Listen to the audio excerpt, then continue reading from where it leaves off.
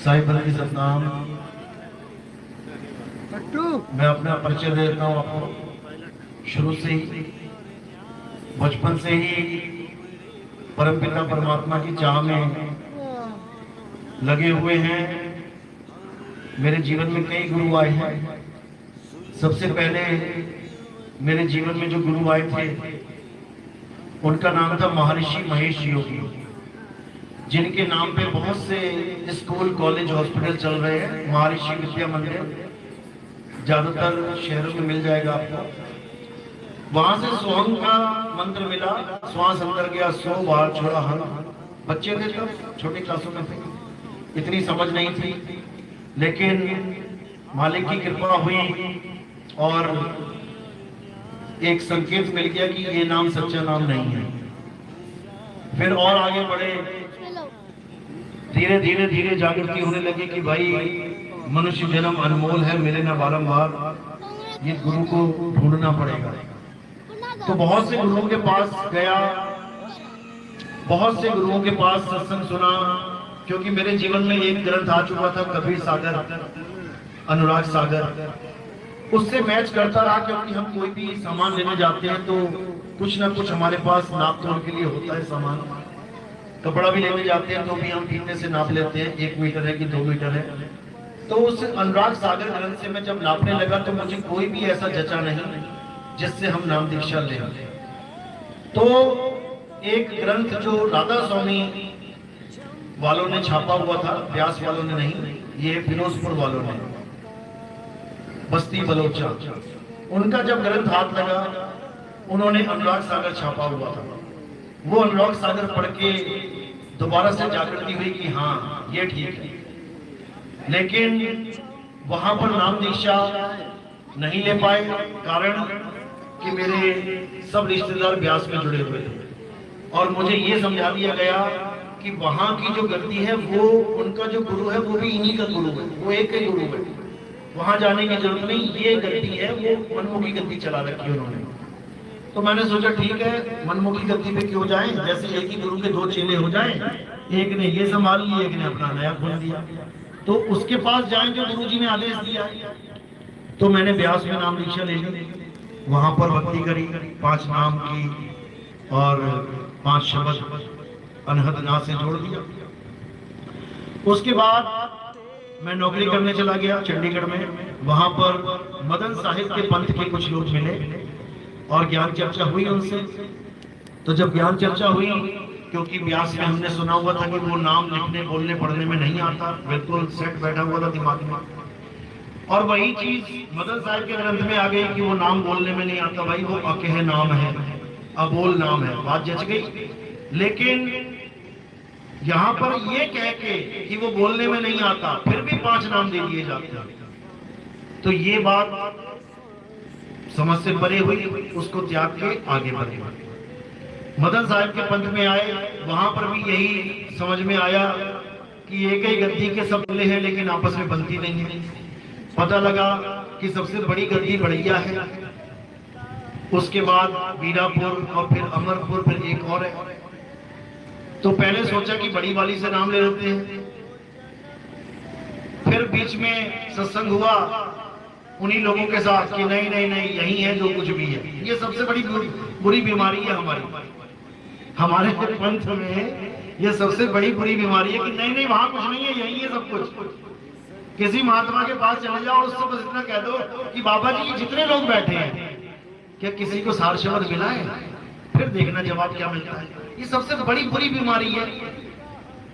किसी भी आश्रम पे जाके पूछ लो, गुरुजी मैं वहां से नाम लेना चाहता हूँ, ले लूंगे? अरे वहां कुछ नहीं है बेटा, मैं बताता हूँ तुझे क्या है। वही बीमारी वहां भी लगी हुई थी। बड़ैया वाले और हमारी गुरु गद्दी वाले ये आपस में कभी बैठते भी नहीं थे साथ में, ऐसा विरोधाभास था। यहाँ तक कि मैं भी कितने सलाह नहीं किया बड़ैया कि नहीं यार हमारे गुरुजी नहीं जाते, हमारे दादा गुरु नहीं जाते, तो मैं क्यों जाऊं। हालांकि ऐसा नहीं था कि मेरे अंदर कोई विरोध था, हम तो ढूंढते थे कि कोई रास्ता मिले वहां का, कोई बताने वाला ही नहीं मिलता था। हमारे आश्रम में अलग अलग ज्ञान चल रहा था, हमारे आश्रम के सारे संत शाम को झगड़ा करके बैठ जाते थे कि ये सत्य है, कि ये सत्य है, एक ही गुरु के चेले। बड़ी खोपड़ी खराब होती थी कि क्या किया जाए। खैर हमें इससे मतलब नहीं था, हमें केवल परमात्मा का ज्ञान कहाँ मिल रहा है, हमें उससे मतलब था। तो हमने बिना एक भी सत्संग सुने, जैसे आप लोग तो सत्संग सुन के नाम लेते हो ना, हमने मदन साहिब के पंथ में बिना अपने गुरु जी का एक भी सत्संग सुने नाम दीक्षा लिया। एक भी सत्संग नहीं सुना, नॉट इवन सिंगल सत्संग, बिना सुने नाम दीक्षा ली। क्यों? क्योंकि यही वो पंथ है जिसकी मुझे तलाश है। मैं किसी देही गुरु का गुलाम नहीं हूं, मैं उस ज्ञान का गुलाम हूं जिस ज्ञान ने मुझे खींच के वहां तक ले गया। मुझे वो ज्ञान चाहिए था। तो 10 साल तक मैं कोशिश करता रहा कि ये सारे संत महात्मा एक हो जाएं, एक हो जाएं, एक हो जाएं। नहीं हुए, हार के मुझे ही जाना पड़ा। मैं बड़ैया गद्दी गया और मैंने वहां पर जाके संतों से मिला। साधु शर्म साहिब थे वहां पे, काफी सालों से गद्दी पे बैठे थे। मैंने उनको पूछा कि मुझे ग्रंथ चाहिए मदन साहिब का, क्योंकि मैं यूट्यूब पे ज्ञान देना शुरू किया था मैंने 2018 में। तो उन्होंने मुझे क्या कहा कि हमारे पास एक भी ग्रंथ नहीं है साहिब। मैंने कहा क्यों? कहते वो दीमक खा गई साहिब। मैंने कहा भाई, नोट भी कागज के होते और ग्रंथ भी कागज के होते। ग्रंथ को दीमक खा गई, नोट को दीमक कभी लग नहीं पा रही है। चक्कर क्या है भाई? अरे तुम्हारी मेन गलती ये है, कुछ तो होना चाहिए तुम्हारे पास। एक ग्रंथ भी नहीं दिया उन्होंने, समझो, छपवाया ही नहीं, प्रकाशक ही नहीं हुआ है। अभिनंदन ग्रंथ का नाम तक नहीं पता उन लोगों को। दूसरों से पूछ रहे हैं कि अभिनंदन ग्रंथ भी है कोई? गुरु की जमीन कहाँ कहाँ है वो पता है। 1 बीघा यहाँ है, 4 बीघा वहां है, 5 बीघा वहां है, लेकिन गुरु जी का अभिनंदन ग्रंथ भी कोई ग्रंथ है ये नहीं पता। अच्छी बात है जिसकी जहां, तभी मैंने कहा ना चौथी गद्दी हुई। ये चौथी गद्दियों का वर्णन बता रहा हूं मैं। ये 4 गद्दियां क्या हैं? जैसे 4 वर्ण होते हैं, एक ब्राह्मण, एक क्षत्रिय, एक वैश्य और एक शूद्र। ये कोई जात पात नहीं है कि ब्राह्मण का लड़का ब्राह्मण है, शूद्र का लड़का शूद्र है। ये 4 गद्दियां हैं, ये 4 गद्दियां हैं, यानी 4 तरह का तुम्हारा व्यवहार है। ये तुम्हारा आचरण है। जो ब्रह्म को जानेगा वो ब्राह्मण कहलाएगा, जो शूरवीर होगा वो क्षत्रिय कहलाएगा। एक हरिजन का लड़का अगर फौज में भर्ती हो जाए तो उसको सैनिक कहेंगे कि नहीं? क्षत्रिय का मतलब क्या होता है? सैनिक। क्षत्रिय का मतलब सैनिक। ये किसने कहा कि क्षत्रिय का मतलब ठाकुर? सैनिक है वो। इसी प्रकार ये 4 गद्दियां क्या हैं? ये 4 गद्दियां 4 आचरण हैं।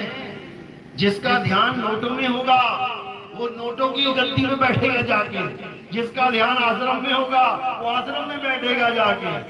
जिसका ध्यान ये सुख सुविधाओं में होगा वो सुख सुविधाओं में बैठेगा जाके। और जिसका ध्यान ज्ञान में होगा वही चौथी गद्दी है।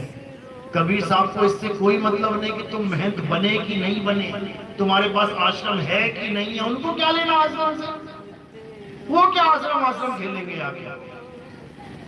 तो इसी को समझते हुए मैं सबको एक करना चाहता था कि भाई हमारे एक, क्योंकि जितने पंथों में मैं जुड़ा वहां गुरु एक था, एक ही गुरु था और एक ही गुरु के नाम से चलते थे। यहां पर आके गुरु तो एक ही है, लेकिन अलग अलग अलग अलग अलग अलग आश्रम दुनिया भर के, और सब अपने आप को सदगुरु कह रहे हैं। हम सदगुरु, हम सदगुरु। तो बीरापुर आश्रम में मैंने नाम दीक्षा ली और मैं वहां रहा, लेकिन मुझे वो आश्रम अच्छा था, बहुत बढ़िया। हमारे गुरुजी बहुत साधारण, बहुत जिनको कहते हैं बहुत निर्मल, सब कुछ बढ़िया। लेकिन हमारे आश्रम में जैसा उसका नाम है ना, बिच्छूर, वहां पे बिच्छू बहुत थे, बिच्छू बहुत थे। चलने वाले बिच्छू बता रहा हूं मैं, तुम कौन से समझ गए? उस गांव का नाम बिच्छू इसलिए पड़ा था, वहां पे इतने बिच्छू थे, इतने बिच्छू थे, उस गांव का नाम ही बिच्छू लग दिया। लेकिन कबीर साहब ने कहा है कि अगर कोई नाम रखता है तो कुछ उसमें हाँ कुछ तो गुण आ जाता है। इसी प्रकार वहां पे कुछ बिच्छू इंसान रूप में भी बैठे हुए थे जो राजनीति करते थे। उन लोगों ने इतनी राजनीति करी कि मुझे उस आश्रम को छोड़ के आगे बढ़ना पड़ा। समझो, बीरापुर आश्रम से मैं और आगे बढ़ गया, वहां पे कलीना आश्रम है, कलीनापुर, उसका नाम ही इतना सुंदर है, कल्याणपुर, कल्याणपुर। और अंग्रेजी में कलीन को क्लीन कहते हैं, बिल्कुल क्लीन यानी क्लियर। तो वो आश्रम में बहुत बुजुर्ग संत थे, और बीरापुर में मेरे गुरुजी थे सतगुरु वैरागपति साहिब। वहां जो आश्रम पे गुरुजी बैठे हुए थे, उनका नाम भी वैरागपति साहिब ही था।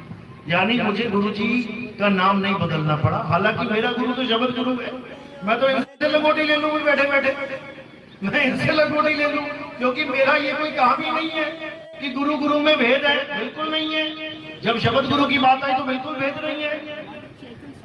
हाँ, गुरु मेरे सभी बड़े, हम हर गुरु की आदर करते हैं, हम हर गुरु का मान सम्मान करते हैं। लेकिन जो राजनीति होती बड़ी गंदी चीज होती है। देखो, कहीं पर भी राजनीति चले ना, सबसे अच्छा मैं बताऊं आपको, एक ही फार्मूला है कि आप उसको छोड़ के आगे बढ़ जाओ। दिल में हमेशा हमारे गुरुजी हैं। हालांकि जब मैंने लंगोटी ली दूसरे गुरुजी से, मैंने स्पेशल फोन करवाया उनको, अपने ही गुरु भाइयों से। उन्होंने गुरुजी को फोन किया कि नितिन दास एक और गुरुजी से लंगोटी लेना चाहता है, आपकी परमिशन ले रहा है। क्यों? क्योंकि वो हमारे गुरुजी हैं, वो हमारे गुरुजी हैं। चेला चाहे कितना ही दूर हो जाए, लेकिन गुरु को दूर नहीं करता, वो दिल में हमेशा बसा के रखता है। और गुरु भी वही है कि चेला कितना दूर हो जाए, लेकिन उसको दिल में रखता है। हमारे गुरुजी हमें दिल में रखते हैं, लेकिन लोगों को ये बोलते हैं कि वो मेरे दिल में नहीं है। कारण क्या है? ताकि ये राजनीति फिर से ना होने लग जाए। अगर वो कह देंगे हाँ ये नितिन दास मेरा प्यारा शिष्य है, अभी फिर चालू हो जाएंगे भिक्षु डंक मारना। इसलिए हमारे गुरुजी बहुत सुंदर, बहुत प्यारे हैं, और वो इस बात को समझते हैं कि नितिन दास को अगले आश्रम में जाने में ही भलाई है, यहाँ उसको जीने नहीं देंगे लोग। इसलिए मैं सतगुरु वैरागपति साहिब कलीनापुर धाम में जुड़ा। अब वो शरीर छोड़ गए हैं और आदेश दे के गए हैं कि अब तुम जागृति करो। तो इसलिए, हालांकि मैं ये भी नहीं कि कलीनापुर का हो गया, मैं इस लोक का हूं ही नहीं, मैं इस लोक का हूं ही नहीं कि मैं कोई टैग लगवाऊं कि मैं कलीनापुर का हूं, कि मैं बड़ैया का, मैं कहीं का भी नहीं हूं, मैं इन लोगों का नहीं हूं भाई। तो मैं जहां का हूं, मैं वहां की मुहर लगवाता हूं कि वो बंदी छोड़ हमारे शीश पे विराजमान है, वो परमात्मा मेरे सिर पे विराजमान है, और वो आपके भी सिर पे विराजमान है। ये जमीन को छोड़ोगे तब वहां पहुंचोगे। चिड़िया जब तक जमीन को ना छोड़े ये आसमान पे नहीं जा सकती। इसलिए विहंगम चाल को पकड़ो और ये आश्रम खेलना बंद करो। आश्रम का मतलब है श्रम कर, मेहनत कर, श्रम कर, मालिक को पाने में मेहनत कर, जरूर मिलेंगे। चलो बोलिए परमपिता परमात्मा की जय, सभी संतों की जय, भक्तों की जय, आनंद की।